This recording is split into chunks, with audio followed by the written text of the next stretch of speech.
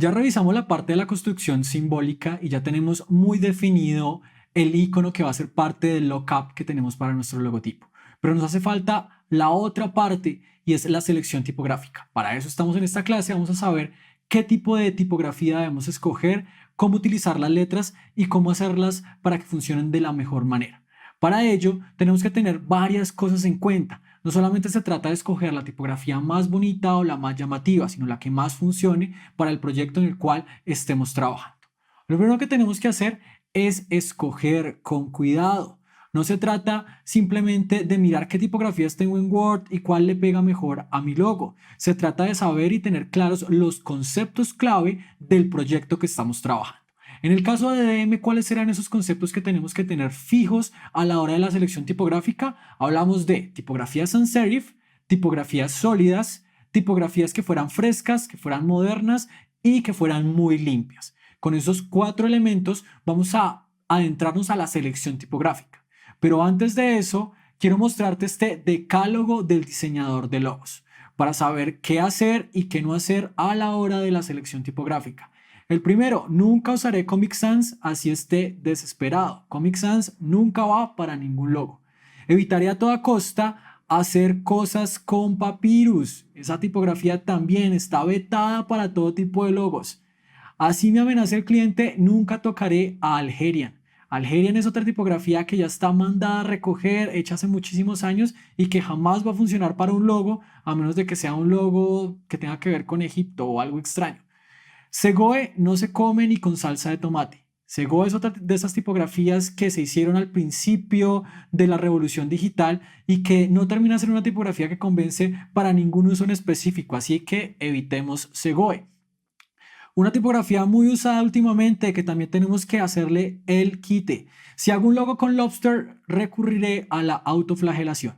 Mejor autoflagelarse que utilizar Lobster. Romperé relaciones con Helvética. Es una chica fácil.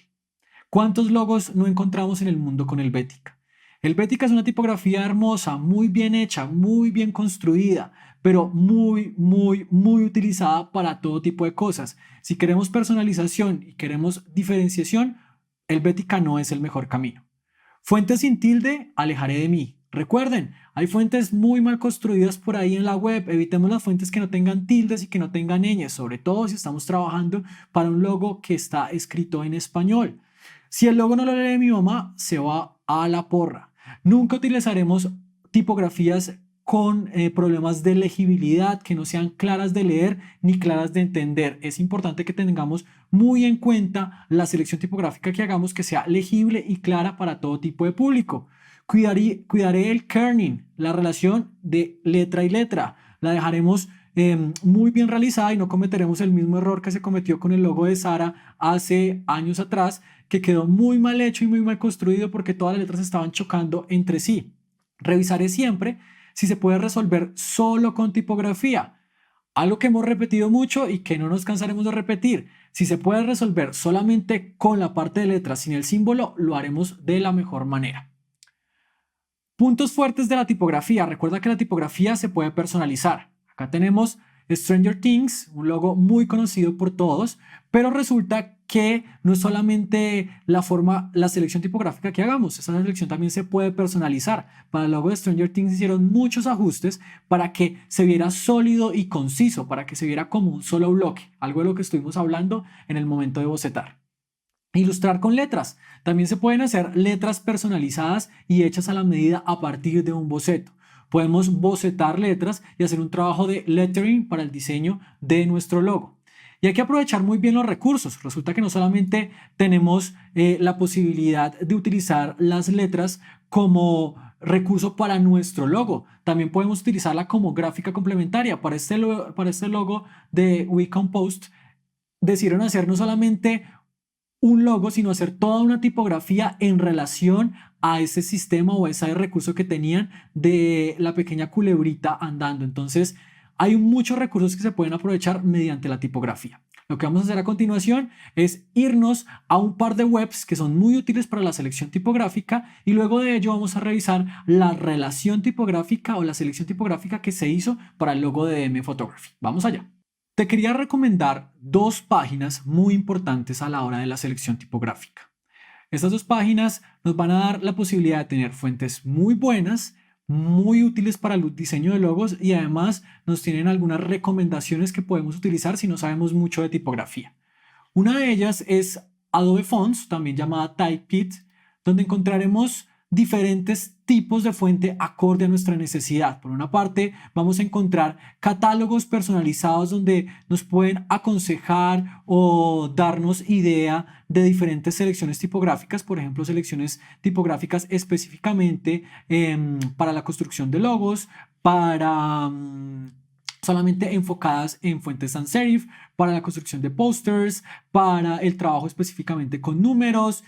Hay una gran selección y una gran colección de fuentes, pero también podemos buscar fuentes a nuestra medida mediante ese selector y este buscador.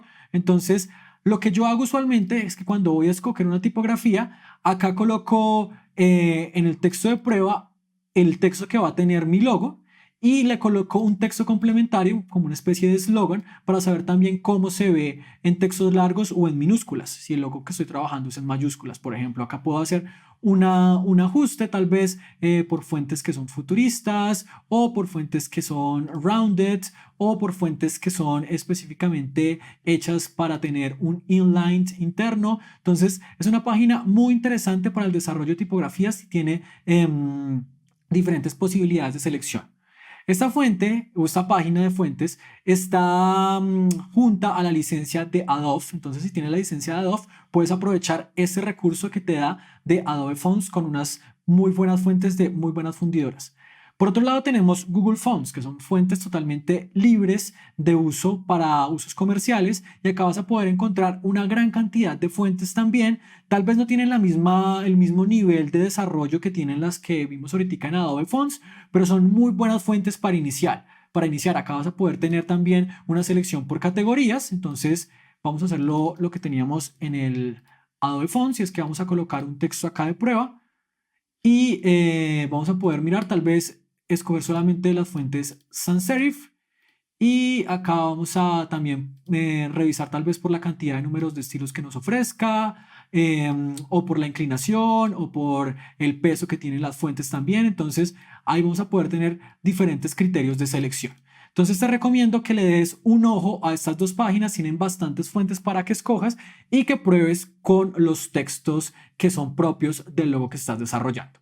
Lo que yo voy a hacer ahora es hacer una selección acorde a los criterios que estuvimos revisando al inicio de esta clase y he puesto en Illustrator una selección de aproximadamente 5 tipografías para poder revisar cómo se verían acompañadas del símbolo que ya desarrollamos en la clase de vectorización. Vamos allá. He decidido seleccionar 6 fuentes para probar mi logo de DM Photo. Por una parte tengo Arboria, tengo también a Montserrat, a Josephine, Neutratext, Futura y Niveu. ¿Qué pasa con estas fuentes? Si te das cuenta, son fuentes que son muy similares entre sí. ¿Y cómo he logrado esta selección o cómo fue la selección para estas fuentes? Definitivamente fue a partir de los conceptos. Todas son sans serif, todas son fuentes de cierta manera contemporáneas, son fuentes simples, son fuentes que tienen una alta carga geométrica en su mayoría y además son fuentes que funcionan muy bien con las barras. Recuerda que acá tenemos algo muy interesante y es que las barras que tenemos tienen que funcionar también con la tipografía, tienen que verse equilibrados los pesos. ¿Qué pasa? Si tal vez yo tengo esta fuente arbórea, pero la estoy manejando en una variable que es muy delgada, si te das cuenta, el peso que tienen las barras de la izquierda se lleva totalmente a estas letras. Entonces tiene que haber un equilibrio para que el logo se vea como una unidad y no se vea como partes separadas. También, ¿qué he hecho para este testeo de muestra? He decidido colocar algunas palabras clave que pueden llegar a ser utilizadas en mi marca. Por ejemplo, acá escribí DM Foto, corporativa, eventos, arquitectura, en diferentes tamaños y también mirando la relación que tienen ya con otras letras, porque muchas veces la tipografía que se selecciona para el logo es la misma tipografía que seleccionamos para el uso de textos en la marca. Entonces es importante que tengamos eso muy claro para que la selección tipográfica que hagamos no solamente influya en el logo, sino también influya en el tipo de textos que vamos a utilizar después. ¿Cuál fue la selección o cuál fue la fuente que decidí utilizar? La selección que tomé la hice en cuenta con varios criterios. Uno de ellos fue la M. Para mí la relación de la D y la M era muy importante. ¿Por qué? Porque resulta que, por ejemplo, estas dos fuentes, la fuente Josephine y la fuente Neutra, tienen las dos M en punta y tienen unas M's que en este caso toca hasta abajo y en este caso va hasta la mitad, pero el mayor problema que tengo yo con estas fuentes es que son fuentes que sus puntas, la M es muy angulosa y termina casi que en una punta muy filuda. Si te das cuenta, nuestras barras tienen una inclinación mucho menor que esta punta que se está generando para estas dos fuentes. Entonces, tanto la Josephine como la Neutra quedaron descartadas. Después comencé a revisar las formas circulares, por ejemplo, las formas de la O. Y en la futura me daba cuenta que eran muy estiradas. Si miraba acá la relación de la O, era una O que parecía casi que una llanta desinflada. Entonces también descartaba a la futura. Me quedaba la Nibiu y me quedaba Arboria y Montserrat. ¿Cuál fue la decisión que tomé? La tomé con relación a la altura tipográfica. Resulta que la Arboria tenía algo muy interesante y es que es una fuente que es bastante ancha en su cuerpo.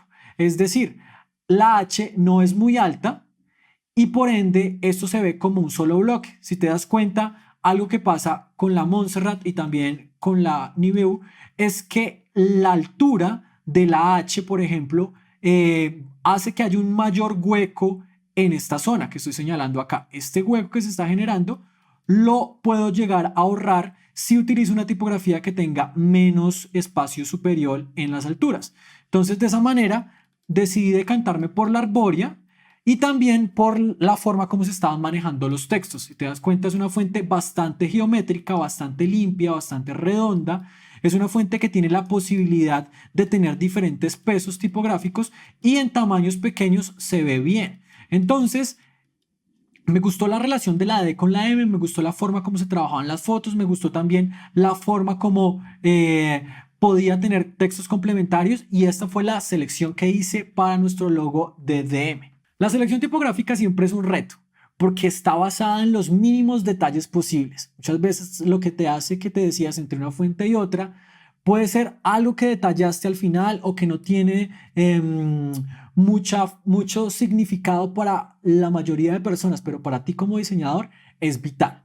Así que una buena selección tipográfica también tiene que ver con un ojo muy afinado y eso se logra después de ver muchas tipografías. No te preocupes si al principio tal vez no quedas muy satisfecho con la selección tipográfica. Entre más logos hagas y más tipografías conozcas, mejor va a ser la forma como tengas un criterio de selección. Nos vemos en la siguiente clase donde seguiremos aprendiendo sobre logos y seguiremos desarrollando ya nuestro logo finalizado mirando aspectos de composición y desarrollo. Nos vemos entonces.